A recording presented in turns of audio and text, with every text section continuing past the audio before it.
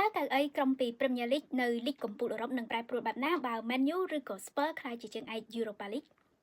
ជំរាបសួរខ្ញុំកូនម៉ាមីជួបខ្ញុំមកចាស់នៅក្នុងវីដេអូថ្មីចាលោកអ្នកនាងបានជម្រាបឲ្យថាក្រោយជ័យជំនះរបស់ Arsenal លើ Real Madrid នៅជើងទី1វគ្គ8ក្រុម Champions League គឺបន្ទុករបស់ក្របខ័ណ្ឌកំពូលអង់គ្លេសហ្នឹងគឺមានប្រៀបក្នុងការទទួលបាន5កៅអីលេងនៅ Champions League នេះរដូវកាលក្រោយមានន័យថាក្រុមពីចំណាត់ថ្នាក់លេខ1ដល់លេខ5លើតារាង Premier League ហ្នឹងគឺមានកៅអីលេងនៅ Champions League រដូវកាល2025-2026កត្តានេះក៏ព្រោះតែក្រុមពី Premier League ធ្វើបានល្អជាងគេតាំងពីវគ្គ League Stage នៅ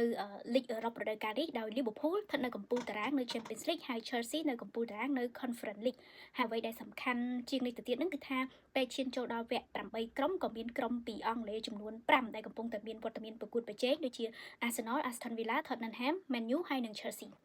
5ក្រុមដែលរំពឹងថានឹងមានវត្តមាននៅ Champions League រដូវកាលក្រោយដោយយោងទៅលើចំណាត់ថ្នាក់ហ្នឹងគឺមានដូចជា Liverpool, Arsenal, Nottingham Forest ហើយពីរក្រុមទៀតគឺអាចជា Chelsea និង Newcastle ព្រោះបច្ចុប្បន្នគឺយើងឃើញហើយថាពួកគាត់កំពុងតែស្ថិតនៅលេខ1ដល់លេខ5លើតារាង Premier League ដូច្នេះទោះបីជាមិនទទួលបានសមិទ្ធផលអ្វីនៅលីកអឺរ៉ុបនារដូវកាលនេះក៏ពួកគេនឹងមានវត្តមាននៅរដូវកាលក្រោយផងដែរ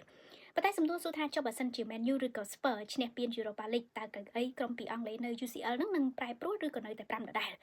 ចំពោះចម្លើយវិញគឺ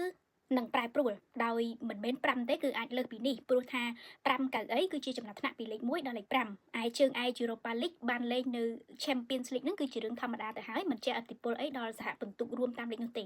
ដូច្នេះបើសិនជា Man U ឬក៏ Spurs ដែលបច្ចុប្បន្នកំពុងតែស្ថិតនៅចំណាត់ថ្នាក់លេខ13និងលេខ14លើតារាង PL ហ្នឹងបាន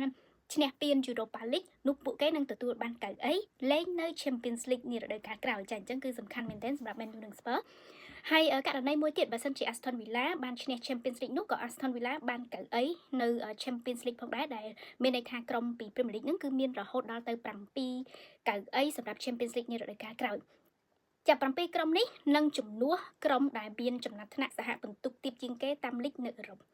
ចាអញ្ចឹងមានតែប៉ុណ្្នឹងទេយើងនឹងជួបគ្នាបន្តនៅក្នុងវីដេអូក្រោយសូមជម្រាបលា